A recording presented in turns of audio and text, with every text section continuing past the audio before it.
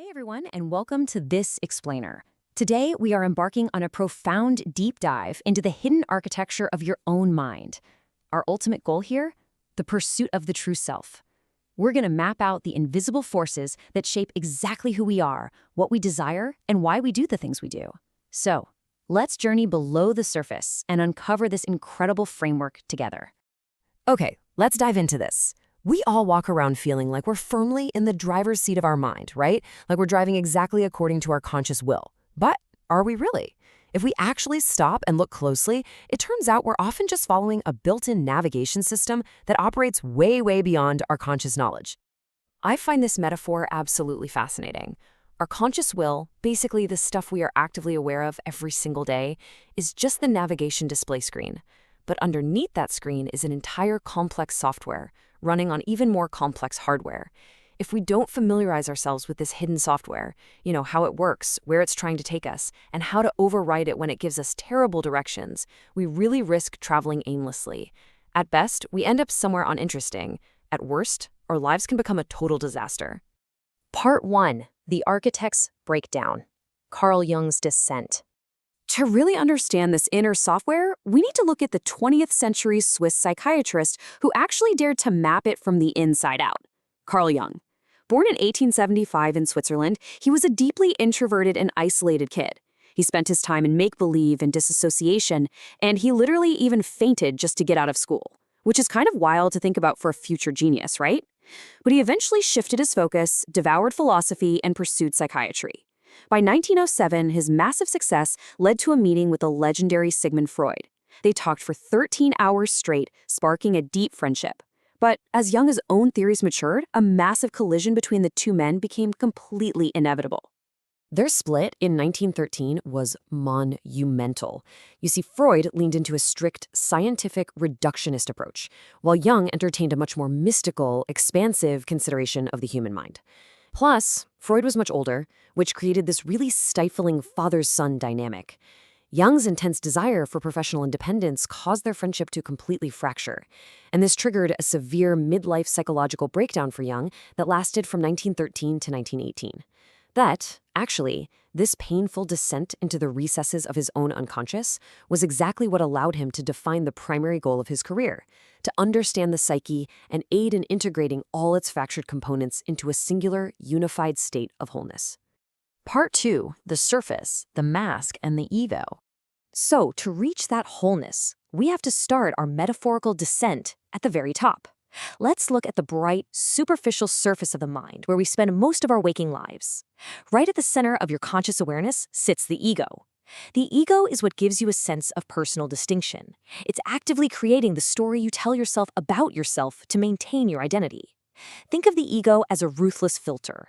To protect your self-esteem, the ego decides what parts of your experience get to stay in the light of conscious awareness and what gets restricted and forcefully pushed down into the dark.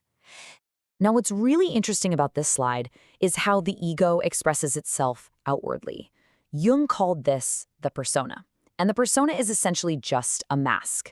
It's the effort of appearance you actively display to the outside world. It's totally disjointed from your true self because it only displays the character that you think you need to be based on societal roles and expectations, rather than who you actually are deep down. Part 3. The Depths, dropping below the surface. But what happens to all those parts of you that just don't fit the mask? As we step down the metaphorical stairwell, out of the bright light of conscious awareness and into the shadows below, we see Jung's model of the psyche. Step 1 is consciousness, where the ego and persona live. But when we step down, we hit the unconscious realms. And what differentiates Jung from every other psychologist of his time is how he uniquely split the unconscious into two distinct realms, the personal unconscious and the collective unconscious.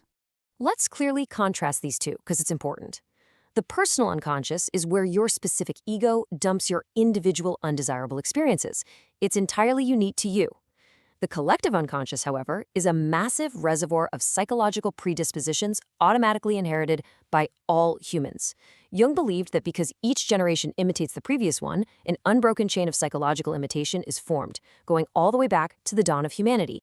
And this brilliantly illustrates how the collective unconscious actually manifests in our lives through archetypes. Jung noticed recurring similarities in the unconscious dreams of a vast number of his patients. But more incredibly, he saw these exact same symbols and motifs popping up in art, myth, and literature across completely disconnected cultures throughout history. It is truly awe-inspiring to think that humanity shares these identical psychological blueprints, which form the very basis of human personality. Part 4. The Basement. Confronting the Shadow. Now we must travel even further down. We are reaching the dark, dusty basement of the psyche, where the most difficult parts of ourselves reside. Jung called this the shadow. It is the accumulation of all the repressed, denied, and unknown content that your ego absolutely refuses to identify with. Listen, every single person has a shadow. And a profound truth in Jungian psychology is that there is no evasive tactic to escape it. Outrunning your psychological shadow is literally as impossible as outrunning the physical shadow cast by your own body.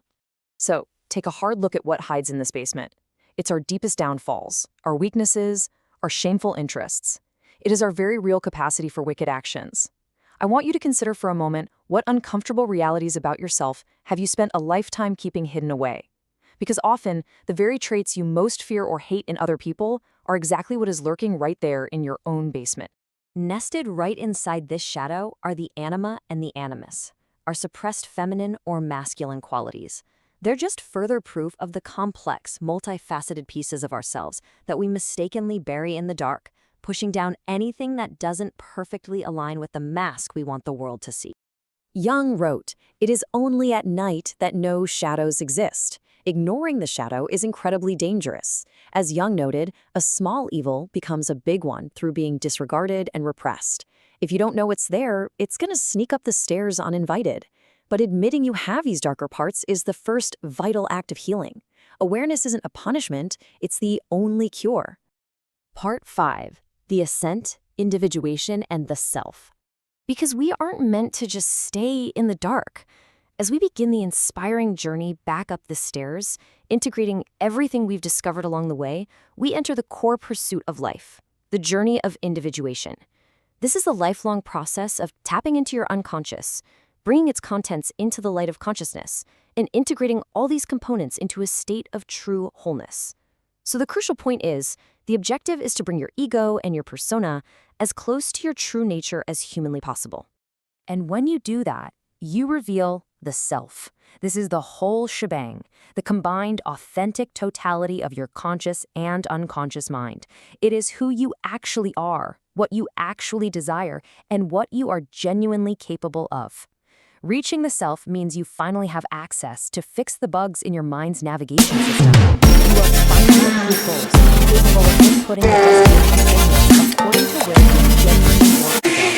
You'll capture this urgency so because as far as you can see, the sole purpose of human existence is to kindle a light in the darkness of mere being. It is our beautiful, albeit difficult, human task to illuminate our own hidden depths. But to achieve this maximized, authentic existence, you must practice radical self-acceptance. And that requires radical self... Hey everyone, and